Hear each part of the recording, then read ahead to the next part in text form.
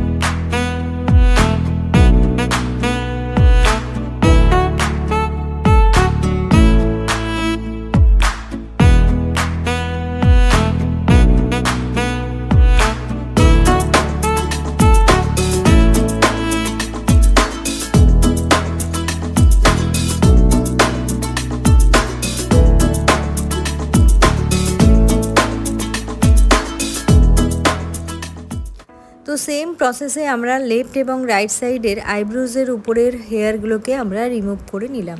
এইভাবে আমরা ফোরহেডের hair remove করব। প্রথমে দু সাইডে রিমুভ করে নিয়ে তারপর মিডিল পোর্শনের যে আনইভেন হেয়ার আছে সেগুলোকে আমরা রিমুভ করে নেব। তো তোমরা যারা বিগিনার্স আছো তারা প্রথমে এইভাবে ফোরহেডটাকে প্র্যাকটিস করতে পারো, তারপর আস্তে আস্তে আইব্রোজে যেতে পারো। তো এবার আমরা যাব আপার লিপ আইব্রোজ। দেখো আমাদের অলমোস্ট ডান হয়ে গেছে। এবার আপার লিপ আইব্রোজ আমরা কি করে করব সেটা চলো দেখে নাও। সমস্ত হেয়ার রিমুভ করার পর আমরা কোনো আইস বা অ্যালোভেরা জেল দিয়ে ম্যাসাজ করে দেবো। তারপর দেখো চলে এসেছি আপার লিপসে। আপার লিপসে আমাদের এখানে যে হেয়ার আছে সেখানে প্রথমে অয়েলি হয়ে রয়েছে, তাই আমরা প্রথমে পাউডার অ্যাপ্লিকেশন করে নেব। তারপর আস্তে আস্তে ক্লায়েন্টকে বলবো এইভাবে মুখটাকে করতে। তারপর আমরা আস্তে আস্তে এগুলোকে টার্ন করে করে আস্তে আস্তে আমরা সেটাকে রিমুভ করব।